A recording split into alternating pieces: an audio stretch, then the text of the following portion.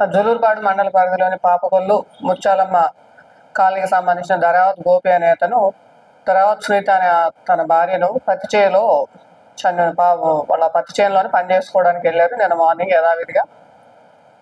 నిన్న ఈ సాయంత్రానికి మాకు రాత్రి ఇన్ఫర్మేషన్ వచ్చింది చంపారని. ఆ పిల్లలు ఎవరైతే ఉన్నారో ఆ పిల్లలు తల్లిదండ్రులు ఇద్దరు వెనక్కి ఇంటికి రాలేదని వాళ్ళ బాబాయ్ చెప్తంతో వాళ్ళు పోయి ఎతకడంతో అక్కడ శవమై పడి ఉంది. పక్కన ఒక కర్ర కొడవలి ఉన్నాయి. ఆ పత్తి చేలో వీళ్ళు కౌలు చేస్తున్నారట అక్కడ. సో మేము అక్కడ సంఘటన స్థలానికి చేరుకొని దర్యాప్తు ప్రారంభించాము. ఆ దరఖాస్తు అక్యూజ్ అయితే ఎవరైతే ఉన్నారో అతను పరారీలో ఉన్నాడు.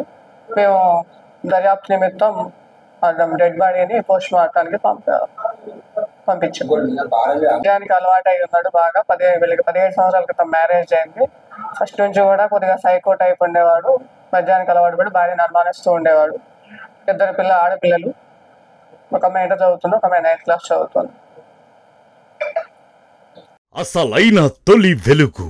ఫాలో వాట్సాప్ @తొలి వెలుగు official.